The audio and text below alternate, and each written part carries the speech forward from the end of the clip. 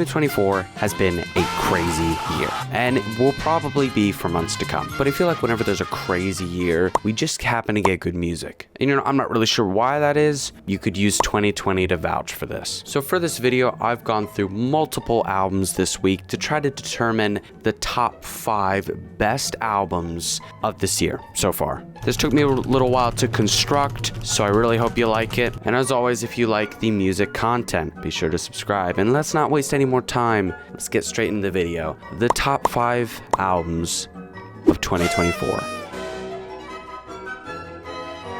Now, I'm no Billie Eilish listener, and I'm not going to pretend to be, but Hit Me Hard and Soft is really something else. I would say the themes in this album are more on the girly side of things, but it's really more the production of the music that really intrigued me. The album at its core is about a relationship Billie Eilish had and kind of the story that took place. I should also mention she doesn't have any features on the album, which to me I find very impressive, but after looking, she doesn't have any on her other records as well, so that's pretty awesome as well. I really enjoyed the combination of drums with the instrumentals. I thought those were very nice and very pleasant to hear, so I really liked what was going on there. Now, without getting into the story too much, because that's really not the main focus here, the themes in this album go over love, sadness, and insecurities, which really isn't something I'm into, not really music I listen to. But even as someone who's not really into those things, I thoroughly enjoyed this album. I really did. So realistically, no matter what kind of music you're into, I'd recommend this album to anybody. Go ahead and give it a listen.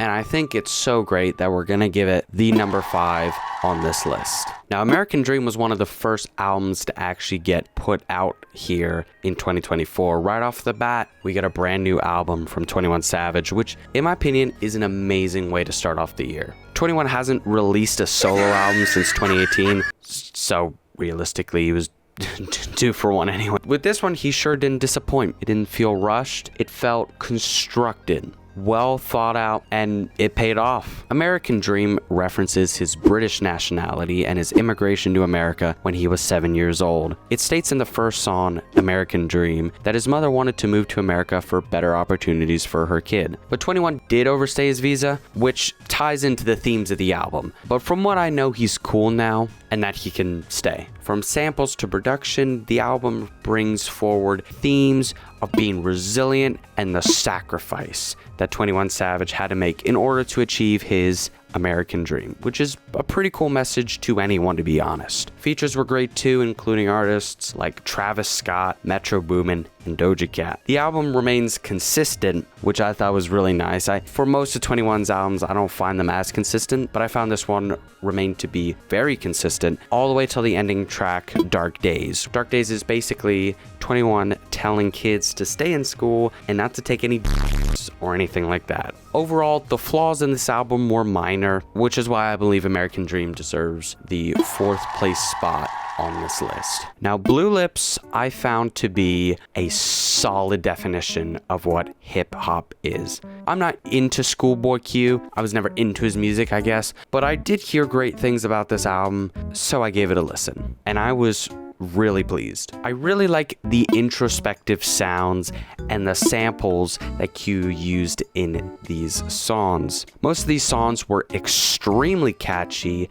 and most of these songs were fast-paced, which I really enjoyed. And I haven't really listened to a good, fast-paced hip-hop since Mr. Morale and the Big Steppers, so about a 2-year wait period, so this was, again, very refreshing to hear. The only main criticism, which is still really minor, is that the quality kind of drops towards the end, but again, realistically, that doesn't make a huge difference. It's still a great album to jam out to as a hip-hop fan, and because of that, I think it is fair to put Blue Lips on the 3rd place spot on this list. Vultures 1 is a statement piece, to say the least, with its wide range of themes from upbeat to its aggressive nature. Production-wise, wow, it's incredible. It's raw and it's real. Carnival with its aggressive 808s and bass line to something more lighthearted like Burn or Talking. But all share the same disoriented effect throughout most of these songs, which I kind of think is the general idea of Vultures. The range of the songs, both gleeful and gloomy, all rely on the theme of the song.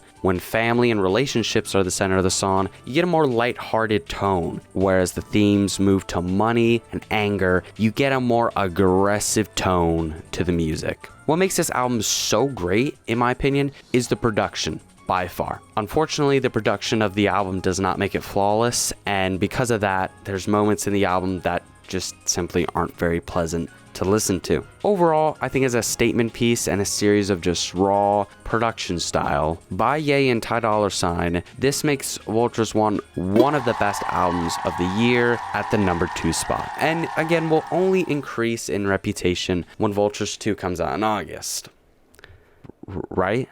Loss of Life is an album that talks about many themes such as moving forward and having freedom. And I will say I was never a MGMT listener. Rock isn't really my main genre. This album, let me just say, it never got boring once. There was not a single song on this album that I did not enjoy listening to. The drums, the hit-hats, and all the sound effects, just absolutely amazing production. Each song is very unique and holds something special to it. This video would be pretty long if I were to explain each song in their entirety. It's just something you kind of have to listen to it for yourself. You know what? Dedicate a time out of your day, spend an hour or however long it is, I forgot. Just listen to it. Don't multitask nothing, just listen to it. I promise you're gonna like it. I'd say my favorite part about this album, regardless to all the amazing things about it, but my favorite part about it are the instrumental breaks in most of these songs. That's something I've honestly never really experienced in an album before, and if I have, it's been a long time. The time that it gives you to really reflect on what's being said in these songs, they're not too long and they're not too short. And I feel like it makes a deeper connection between myself listening to the song and what is really being said here. From the lyrics to the instrumentals, I think it's fair to say that MGMT's Loss of Life definitely deserves the top spot on this list. And with that, that concludes our video. Let me know what you think about this list. Let me know if you agree, disagree, or whatever. Just let me know. How would you arrange these differently? One more thing before we close out, guys. We are closing in on 1,000 subscribers. So we're very close to that goal. So if you're new here, subscribe. Thanks again, guys, for all the recent support. And we will see you in the next video. Hope you have a great day. Peace out. Bye. Bash.